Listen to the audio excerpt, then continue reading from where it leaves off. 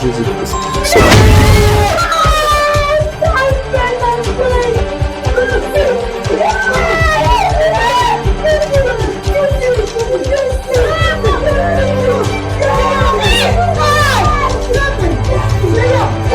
Il y a une puissance dans le nom de Jésus, car le cheval est équipé pour le jour de la bataille, mais la délivrance vient de l'Éternel des armées. Vient de l'Éternel des armées. Nous continuons toujours dans notre émission Viens et vois, toujours dans notre consultation prophétique avec notre papa, le prophète David Capinge, vase d'honneur. Dans notre chaîne préférée, votre chaîne préférée, l'Ange de l'Éternel TV. Lancez à toujours vos abonnés, vous commentez, vous partagez massivement. Et vous ne serez pas déçus, vous partagez les bateaux, bazan a problème, bateau, bazan a circonstances, bateau pour résoudre ce qui mais pour bien habiller sur le numéro au bas écran na bicho et nous posons plus de précision. Voilà, sans plus tarder, je vais déjà recevoir l'homme de Dieu, le prophète David Capinge, à qui je dis bonjour, bonsoir. Oui, bonsoir maman Angèle Ilunga. Bonio, bon ministère, 42 de tout toujours. Tout semble Mungu wa neema, Mungu wa miujiza, tunakutukuza, tunakuinua kwa ajili kwa mwema. Ee Bwana, ubariki tena wakati na muda. Kila mtu atapata fadhila, acha neema yako iwatembelee katika jina la Yesu. Amen. Amen. Papa Boni ministère. Ministère est évolué très bien par la grâce de Dieu, de notre Père, apôtre Moïse Kasongo. Nous avons expérimenté le Boko Yanzambe chaque jour na programme na biso ya culte, programme ya mardi, programme ya maman, programme ya mercredi à école biblique de Bérin, programme ya jeudi il y a 8h à 14h, il y a programme ya délivrance, miracle et puis prophétique, là où on parle seulement de délivrance. Chaque dimanche comme culte ya célébration. Dimanche toujours prophétiser vraiment, mais après culte il y a dimanche toujours il y a batu nyonso na bureau oza na posa comme on a prophète David consultation prophétique et pas na biso et ça gratuitement. Alors on a pu s'appeler adresse église pour na boba éviter so comme na maison communale ya Bandal otunika ka arrêt horoscope eza wapi. Une fois sur l'arrêt horoscope otuni avenue Kivu numéro 3 oye na avenue Kivu chaque jeudi na 8h30 et chaque dimanche na 8h30 le prophète David en personne va vous recevoir. Koyamba yo topé comme on a prophète David, ça demande absolument rien. Numéro na téléphone yangwana en bas de votre écran au kobenga prophète David. J'ai tellement beaucoup d'appels. Soko benga mo nazo yambate tika message ko buka na mutema te hein. Na moni pe ba tebe ba komna ba commentaire tika message komela ngai ou bien otiki mungongo. ezalaka na temps oyo na fungola téléphone ba notala kaka ba mingongo na ba message na répondaka petit à petit. Alors que le Seigneur Dieu vous bénisse abondamment. Vraiment que l'Éternel Dieu vous bénisse abondamment. Vraiment programme ya Lubumbashi et Sandéis. Programme ya Lubumbashi, eza programme moko yo Nzambe akani ko salela batu ebele vraiment bolamu. Particulièrement ba église ya Lubumbashi. Parce que eza programme oyo Nzambe atie na mutema na ngai na solaki pe na papa apôtre Moïse apesinga vraiment accès a ebisinga David ne na ozo na Kinshasa na hotel au lisusu loboko na bakisa su mafuta moko likolo mutu na yo pour que tango zo kende Lubumbashi Nzambe accompagne na dimension très élevée au leka oyo travaillaka déjà. Donc c'est-à-dire na Lubumbashi nazo kende pour na avantage ya ba église oza na Lubumbashi na ko impacter ba sali na Nzambe. Voilà pourquoi na saki na bina na posa ya 1000 pasteurs, 1000 prophètes. Donc vous allez tous les ministres soyez au nombre de 1000 personnes. Condition eza avant tout soko landinga na émission oza convaincu na programme impactation benganga na téléphone eza na ba directive na kopesa yo Parce que le jour où on a quitté dans Lubumbashi, le pasteur nyonso on a posé na bino tokutana pour une réunion très spéciale particulièrement pour na bino pe pour na programme impactation. Okay. Alors voilà la raison pour laquelle tu as les droits et l'obligation que ce qu'on a concerné bengangai héros nano un mois avant programme wana za awa. Avant tokota mois de mars yo déjà ça là effort na liste na ngai na nom prénom poste nom na yo na numéro na téléphone. Donc il y a des conditions il faut bengangai vraiment j'insiste bengangai aux ba conditions il y a programme impactation ko ça les manatiel yo loboko sur place au bandi ko prophétiser kino mukolo ko kufaka miso na yo ko kufaka lisusu te à moins que on respecter ba principe peut-être ya ba prophète on a copé ça les jours J. Alors voilà pourquoi j'invite tout le monde. Réception, consultation prophétique et ça les en live, en direct, dans Lubumbashi, dans en direct, dans la chaîne, dans la plateforme, dans la nyonso. Je serai là avec mon équipe. Vraiment, j'invite tous les hommes de Dieu. Et ça, on a pour ça impactation, on a pour ça croissance numérique. Il y a ministère, comment être impacté à la ministère élargi. On a beaucoup de secrets à vous révéler, alors venez ensemble. Ne regarde pas mon âge, regarde ce que Dieu a mis à moi. Parce que celui qui a sauvé ce monde avait aussi mon âge. Donc ne regarde pas ma jeunesse. C'était un jeune homme qui a sauvé le monde, l'homme de 33 à Jésus-Christ. Donc c'est un peu ça, maman Angèle. C'est tout ce que j'ai à dire pour Lubumbashi. Nakoko bakisa maloba ndamu na makambo papa uti koloba ba nyonso bozolanda biso o bokomaki na ba commentaire o bokomelaki pe ngai boyebisinga ke non yesa papa a réduire bilimo boyoki ninga uti koloba vraiment na obenga ba nyonso baza ba problème ba nyonso baza posa ba mona lokola papa ba nyonso baza na posa vraiment ba participer na événement wana azwa bénédiction na ye ba kobika mois d'avril ba komona vraiment lobiko donc kanda uti koloba bobengaye avant un mois. Donc, occasion yango obino so bokoma ke papa ko yam ko ni Lubumbashi, papa ko salabwe. C'est alors que l'homme onzamba tie loboko, onzamba lobaki ko bikisa batu na Lubumbashi, il y a un sur le terrain, vous allez au rendez-vous et que ça va vraiment bien. C'est alors que papa je vais vraiment demander une question peso elanga mingi pour batu bazotu nanga. OK. Na mokili bata mokiba loba kenyo se futa ma awa. Mais le Dieu tout puissant il y a lobby à corriger biso na ta ya suka so muta. Qu'est-ce que tu peux nous enseigner par rapport ya wana tout le monde a mingi bata binyo se futa ma awa so to kufi to na sur la place au KDT. Mais la Bible nous dit que so to kufi to rosatim kolonza makoya pour nous juger. Bible zolobana Hébreux chapitre 9, verset 27. Il est réservé aux hommes de mourir une seule fois. Après quoi vient le jugement.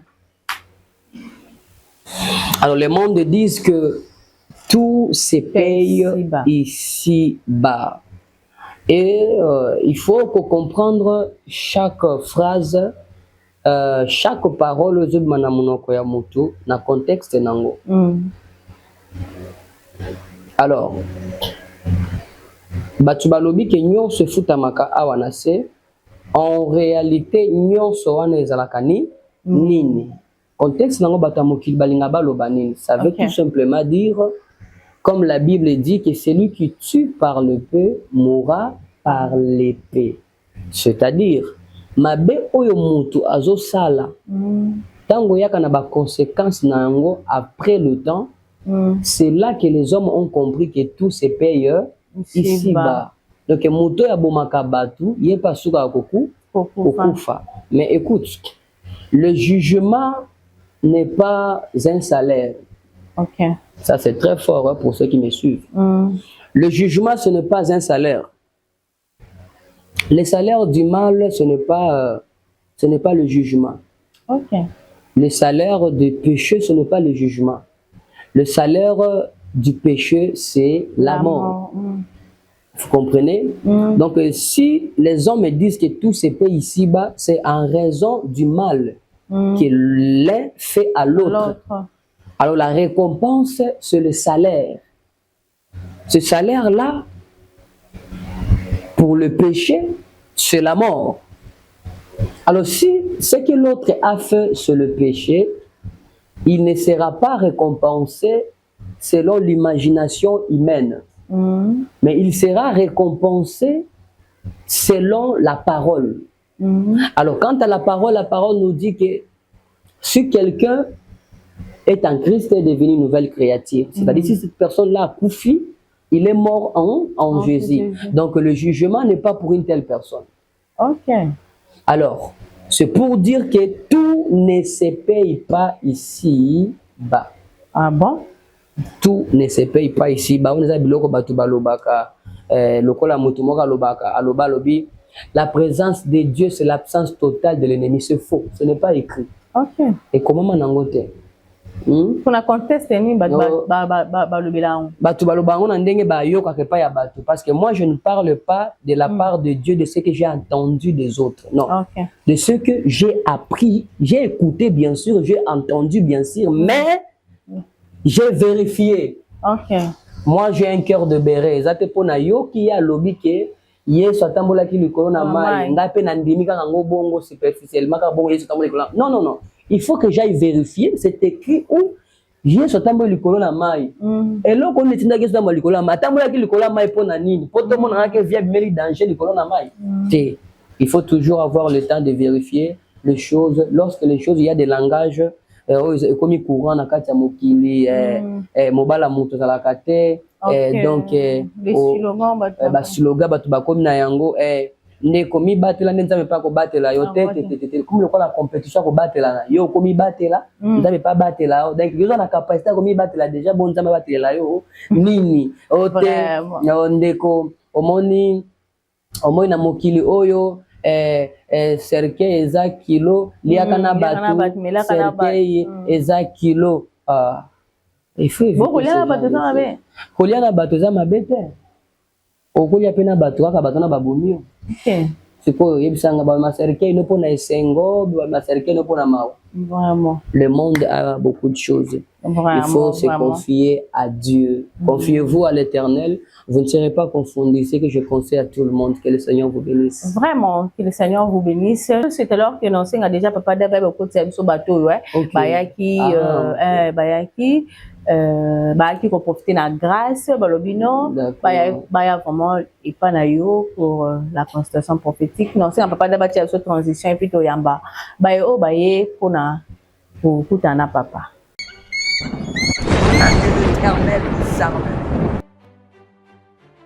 De retour sur le plateau, papa, famille bango yo bayaki, tout le monde bango vraiment pas na maman na bango na ba blessé, na koyamba bango et puis na roti que le maman le ba. Bonsoir. Bonsoir. Boni. Bien. Bonani. Christivi. Oui, bonsoir maman. Comment on a eu Joël? Maman Koloba. Bonsoir maman. Comment on a Sylvie? Sylvie. Et la sœur, bonsoir. Comment on a Divine? Danser Divine. Alors papa n'a dit qu'il y a vraiment maloba il va pour continuer là-bas. Ok, so Nathalie bien quand na zomo na quand même bango awa eza malade o. Oui. Ça ne rend pas les micros ana pardon. Mais là quand même bien malade o. Oui papa. Poka tango na fa na moni bino bozo kota. Na yo comprendre que malade oyo eza poso ya kindoki nde balatisi. Ah bon? Eloko eza poso ya kindoki nde balatisi. Alléluia. Eza poso ya kindoki nde balatisi. Maladi oyo babwakeli yango chose grave. Bato ebele bazobenga yango mbasu, mais eza mbasu te. Oh. Ah bon? Papa s'il vous plaît. Et le comme biso apote be zambasu. Eza mbasu te. Zambasu te. Parce que eloko ya beli yango aka 3 jours après mokusa parle ko mo bembe poli. Oui oui. Parce que mbasu nini sala bongo.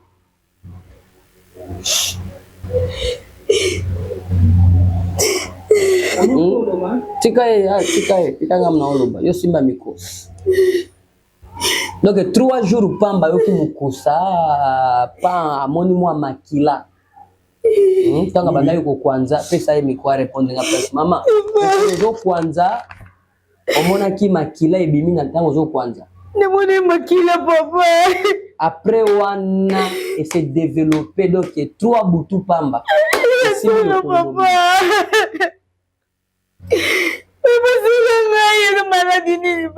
Maladie oyo ngai ndefana pesa ngokombo. Po ezamba sute. Oboke na ngwe pa bato ambasu na omona kutu yamba ava boye pa na nga bote pa nganga. Papa. Effectivement papa. Bote pa nganga. Mais choses graves sur les ces amis. Et puis muto asale loko aza musika te boye bien très bien. Oh. Papa. Muto asale loko boye très bien. Parce que sur ma biso et c'est très table sali quand ça on a ça bien. Grande sœur na mobali.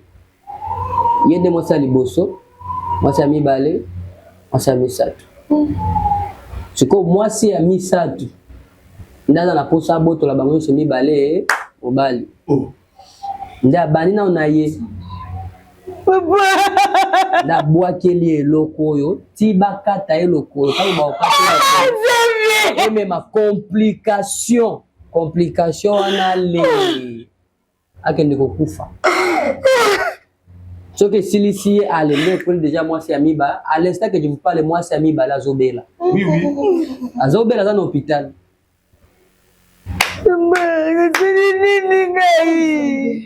Ozomon.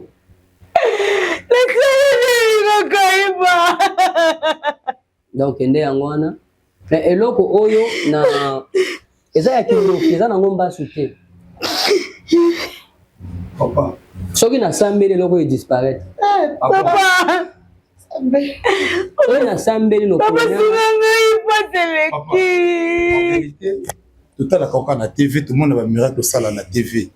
Yango to soki numéro to bengaki o indiquer biso yango to awa.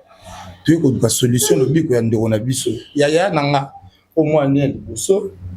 Oyo nani ya nangai. Ya liboso ye. Ya mi balinga na landi après moi na cancer. Grand ça côté libala na ye ba balaye légalement. Oui, babala légalement. L'état yé surtout. Vu que bof ba sentiment na ye ningi ba mbali surtout balinga mokili. Azope moi si mususu comme ko vivre. Azope mususu. Na bisaki ya yo ozana yo babala yo. Pourquoi même makamona na l'état ya boy habiter. Nzambe ka wasima mutema na azongela nga. To comme mususu misaki. Asusu moi si mususu babi oh. Na temi lokola mobali na famille na kina expliquer grande sœur bi mbo makambo comme ça ba bêtise. Yo babala yo. Et yo volu kaka boy pourquoi Dieu ya liboso ya mi bala mi ça dans la liste to ngeni. Ya habiter nzambe wasima ka mutema na ye au changer azongela ye. Lelo to yemona aucun ne m'expliquer papa 3 jours ya pamba. Abisenga tena ika mukusa na kwanze bimisi makila bi ah. Peut-être ngongi ninga soir kaka boy normal. Ouais. Il est qui tout le monde comme côté ah côté zapota ozomono et comme pète comme kolemba comme rouge c'est que zambasu tu qui pas maman na quoi na biso ko azala wana teka bakisa bokoko tu expliquer il y a biso zambasu na pèse $150 à traiter maman à traiter grande sœur a bandi ko traiter mais changement de zalaté ah ozomono le kolone ko panzana bune éviter le komi mo panzana. Et comme le roi, ceux qui ne se comprennent pas ça, c'est en mode. Oh, kufa maman. Papa, heureusement, on a eu boué. Si on bandit comme 1 heure. Ici, il y a là. Moi, ils ont mis sur photo la mouka. Total, est-ce qu'il y a comme ça? Tant que tu fais, il y a un total qui est na TV, ngam na benga qui na bengi bandiki nga pe on est awa papa na pour sa solution ya compte ça s'il vous plaît ana zo will d'onction na ngai ya makambo ya will d'onction ça soko yoka tangai soko yoka tingai ndeko na yo papa ozo na ndena ba TV ndama ko sala alors na osambela pona ye maladie oyo ekozongela ye retour à l'expéditeur. Amen.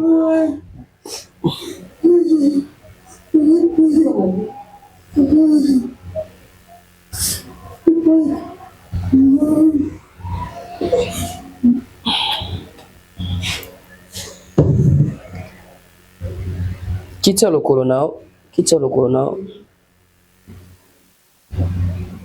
Yo maladi ya kindoki. Na commandé yo. Cameraman zwanga ngo très bien. Na posa batu nyonso ba mona ndenge makambo esalema. Puissance ya kindoki. Oyo uti na kunda. Bazwi mosuni ya kopola babwaki na nzoto oyo. Allez, je t'ordonne de quitter ce corps au nom puissant de Jésus-Christ. C'est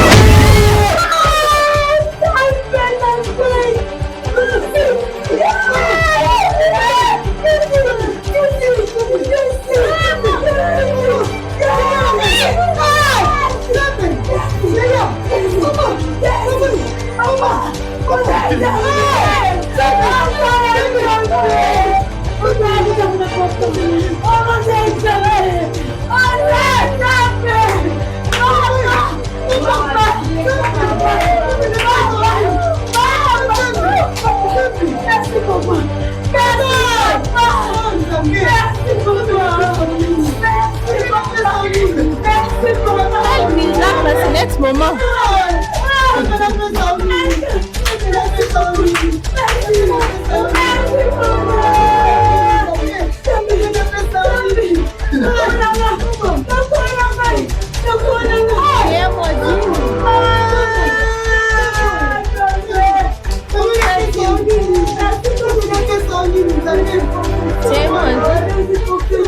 Papa. Ah, je bénis le Seigneur.